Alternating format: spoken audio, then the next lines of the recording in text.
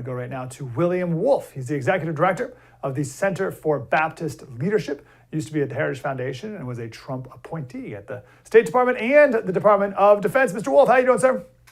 I'm doing great. Thanks for having me on.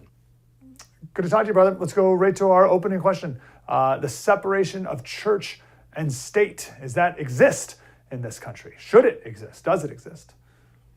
Well, I think the separation of church and state does exist, but not quite how people understand it. That's not the language from the First Amendment. The First Amendment says that Congress shall make no establishment of religion. Separation of church and state is actually a phrase that came from Thomas Jefferson's letter to the Danbury Baptists, in which he was advancing a rather radical reinterpretation of the First Amendment at the time. Now, from a Christian perspective, I believe that the church and the state are different institutions instituted by God to do different things. The state is responsible as a servant under God, Romans 13:4, to enact justice and righteousness, to defend the good and to punish the lawbreakers, while the church exists to advance the gospel. But that said, I think right now in our American secularization project, many people think this means keeping religion out of the public square, and that's not what it means. That's really well said. I never heard it put exactly like, how'd you say two entities instituted by God, the church and the state, or how did you word that? Yeah, they're different institutions instituted by God for different means and ends. Romans 13:4 again says that government is God's servant for our good, there to pursue justice, punishing the lawdoers and actually commending righteousness in the public square, whereas the church in the New Testament age has been specifically tasked by God to advance the gospel. And our founders, I believe, understood exactly what you just said right there. Who is Isaac Backus? I've never heard of this guy. Isaac Backus is an American Baptist. He was very involved in discussions on church and state relationships during the American founding period and the colonial period. He's primarily a minister, but he also did work working to defend Baptist religious freedom. And this is also another important sort of hiccup in this whole conversation, is that many people look at Baptists as sort of a model for the defense of religious liberty, which they are. But as Philip Hamburger points out in his excellent scholarly book, The First Separation of Church and State, what the Baptists wanted was their religious freedom to operate as Christians in what was essentially a Christian nation. They were not looking for radical, unlimited pluralism, which has led to secularism in society. Well, explain that again, because so we kicked off the show in the monologue talking about the Danbury Baptists and how they were living in Connecticut, which was a Congregationalist state, the Puritans basically, and they were feeling it from within their state, and they didn't want to also get it from the federal government too. So what was that? What would you say about the Baptists? And they weren't looking for what? What were they looking for? Yeah, as Hamburger argues, they weren't looking for the Jeffersonian notion of radical separation between church and state. In fact, in that letter that Jefferson wrote back to the Danbury Baptists, they didn't publish it. They didn't publish a letter they got from the President of the United States because they realized that he was actually going in a direction they didn't agree with. As I've got the Hamburger quote here in front of me, I'll read it. He says, "Separation was not what the Baptists wanted. Indeed, it was incompatible with their understanding of the pervasive value of Christianity. Instead, what they wanted religious liberty. They wanted the freedom to operate as essentially a Baptist sect, you could use that phrase, in the American political environment without being persecuted by the government. But what they weren't arguing for was the idea that the government has no regard for or responsibility towards the moral formulation of virtue in society, of defending Christian religious liberty, of actually the government recognizing that it rules under the authority of God.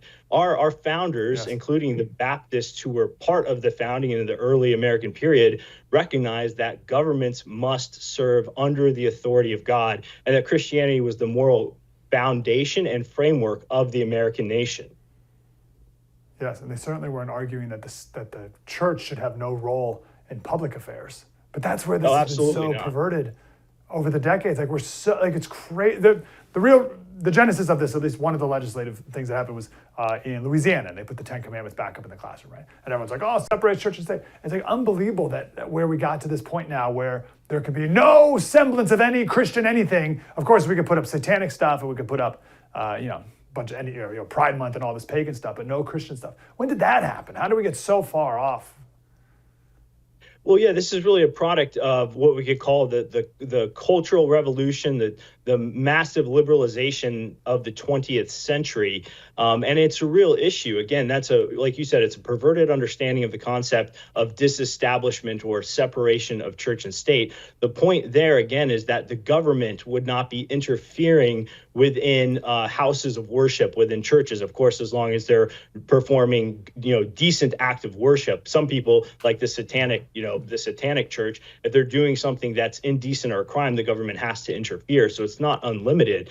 But the point there wasn't to keep churches out of the public square or to stop Christianity from influencing the laws in our nation. Another point that I have to make here is that all lawmaking is a religious exercise. Laws enforce morality. They enforce a moral vision, and a moral vision is always grounded in a transcendental understanding of reality, which begins with a conception of God. So all lawmaking is religious, and because, again, America had a Christian founding or was founded as a Christian nation, it's absolutely appropriate for us to want to continue Christian influence and for the government to recognize that.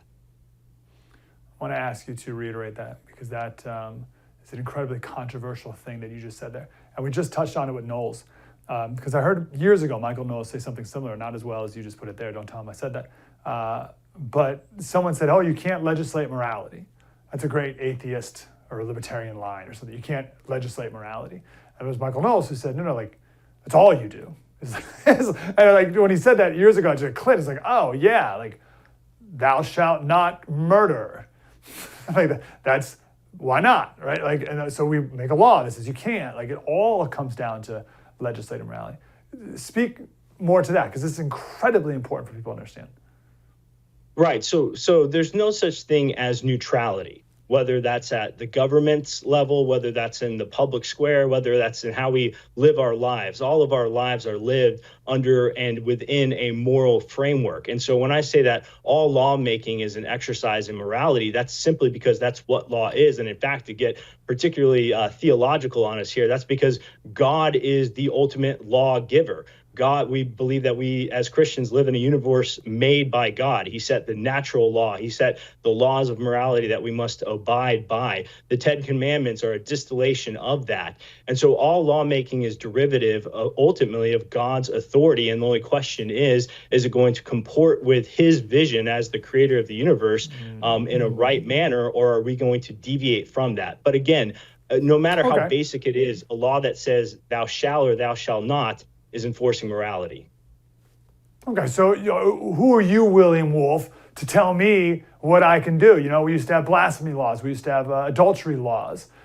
With abortion, you're going to tell me I can't, my body choose, blah, blah, blah. What do you say to the people who say, you can't tell me what to do? It's a free country.